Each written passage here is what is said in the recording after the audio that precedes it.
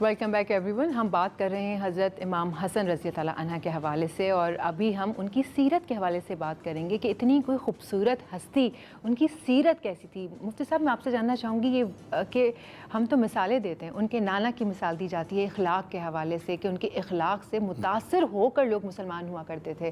ہم ان پر بات کرتے ہیں، امام حسن رضی اللہ عنہ پہ بات کرتے ہیں، ان کی سیرت کیسی تھی؟ ماشاء اللہ. ایک واقعہ میرے ذہن میں آتا ہے. سید امام حسن تشریف فرمائے اور آپ کے ساتھ آپ کے غلام بھی موجود. ایک نوجوان آیا اور اس نے پہلے آپ کے والد صاحب رضی اللہ تعالیٰ عنہ کے حوالے سے کچھ مغلظات دی، یعنی برا بھلا کہنا شروع کیا آپ کے والد محترم مولا کائنات کو. آپ دیکھ کے مسکراتے رہے، اور پھر اس نے آپ کی شان میں بھی گستاخی کری. آپ دیکھ کے مسکراتے رہے. پھر جب وہ بول کے تھک گیا، آپ نے کہا بھوکے ہو نا، کھانا چاہتے ہو؟ بولا ہاں مجھے کھانا چاہیے. آپ نے غلام سے کھانا کھلاؤ، بیچارہ ذہنی دباؤ میں ہے.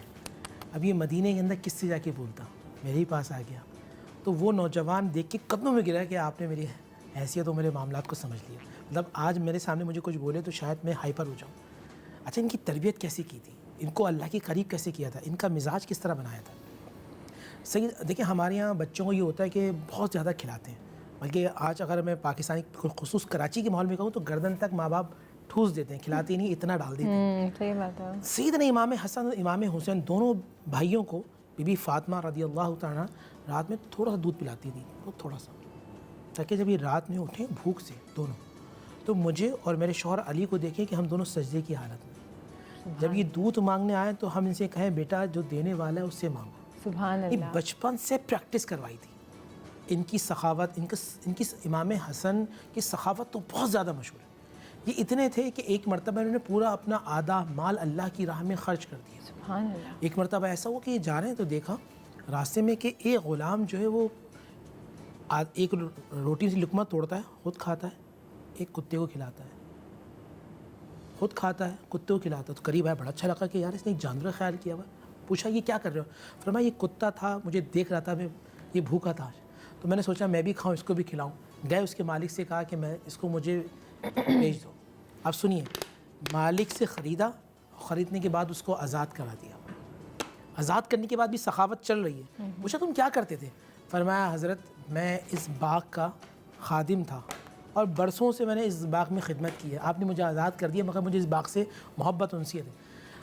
امام حسن رضی اللہ تعالیٰ عنہ اس مالک کے پاس گئے، باغ خریدا اور باغ بھی اس کو گفٹ کر دیا. سبحان اللہ. یعنی کہ اتنی محبت کرنے والے کردار، اخلاق کیسا تھا امام حسن رضی اللہ تعالیٰ عنہ کا. وہ اخلاق تو بلند ہونا ہی تھا. وہ جن کی فیملی سے وہ آ رہے تھے، جو سلسلہ چلتا آ رہا تھا، ان کا اخلاق نہ ہوتا تو کس کا اخلاق ہوتا. آپ کچھ کوئی واقعہ سنائیے ان کے سیرت کے حوالے سے. ایک مرتبہ شہزادی کونین سلام اللہ علیہ، یعنی مسجد میں جو بھی شہزادی کونین کے والد ماجد گفتگو کیا کرتے تھے تو امام حسن مجتبیٰ بہت کمسن تھے، اور وہ آ کر فاطمہ زہرا سلام اللہ علیہ کو بتا دیا کرتے تھے کہ آج نانا جان نے یہ ان موضوعات پہ گفتگو فرمائی ہے. تو جب مولا کائنات علی ابن ابی طالب علیہ السلام تشریف لاتے ہیں تو شہزادی کونین فرماتی کہ آج بابا جان نے مسجد میں ان موضوعات پہ بات کی ہے. تو مولا کائنات علی ابن ابی طالب علیہ السلام نے پوچھا کہ تمہیں کیسے پتہ چلا؟ کہا کہ مجھے میرا بیٹا حسن مجتبیٰ آ کر بتاتا ہے. تو ایک دن مولا کائنات علی ابن ابی طالب علیہ السلام پہلے سے چھپ گئے پردے کے پیچھے اور کہا کہ آج حسن آئے گا تو میں اپنے کانوں سنوں گا. اب جب حسن مجتبیٰ آئے اور وہ بتانا شروع کیا تو آج ان کی زبان میں لکنت ہے. تو ایک مرتبہ امام حسن مجتبیٰ کہتے ہیں کہ اماں جان مجھے لگتا ہے جیسے کوئی بڑا میری گفتگو کو سن رہا ہے.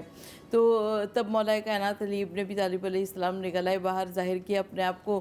اور امام حسن مجتبیٰ علیہ السلام مجھے ایک واقعہ یاد آتا ہے کہ مولا مدینہ کی گلیوں میں سفر کر رہے تھے اور ایک یہودی نے آگے بڑھ کر ان کے لجام فرض پر ہاتھ رکھ دیا.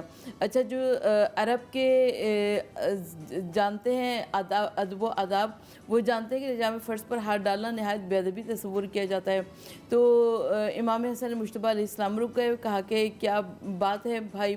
تو تو اس نے یہودی نے کہا کہ آپ کے جد نامدار کی ایک حدیث نے مجھے شک میں ڈال دیا ہے۔ آقا صلی اللہ علیہ وآلہ وسلم نے فرمایا کہ میرے جد نامدار کی احادیث تو لوگوں کو شک کے اندھیروں سے یقین کے اجالوں تک لے آتی ہیں، یہ کون سی حدیث سے تجھے شک میں ڈال دیا ہے؟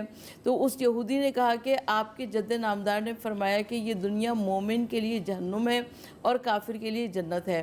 آپ اپنے عقیدے کے لحاظ سے مومن ہیں اور میں آپ کے عقیدے کے لحاظ سے کافر ہوں، تو آپ کے لیے اس دنیا کو جہنم ہونا چاہیے تھا، مگر آپ سواری کے عمدہ جانور پر سوار ہیں، آپ نے نفیس لباس پوشاک زیب تن کی ہوئی ہے، دسترخوان امام حسن علیہ السلام کی دور دور تک شہرت ہے، اور میں آپ کے لحاظ سے کافر ہوں، تو میرے لیے دنیا جنت ہونی چاہیے تھی، مگر میرے پیروں میں نالین بھی نہیں ہے اور میں پھٹے پرانے ملبوس میں موجود ہوں، میرے پاس سواری کا جانور بھی نہیں ہے۔ تو امام حسن مجتبی علیہ السلام نے فرمایا کہ اگر تجھے معلوم ہو جائے کہ جنت میں ہمارے لیے کون کون سی نعمتیں ہیں تو تو کہے گا کہ یہی دنیا آپ کے لیے جہنم تھی، اور اگر تجھے معلوم ہو جائے کہ جہنم میں وہ آخرت میں تیرے لیے کیسا عذاب ہے تو تو کہے گا کہ وہ دنیا تو میرے لیے جنت تھی۔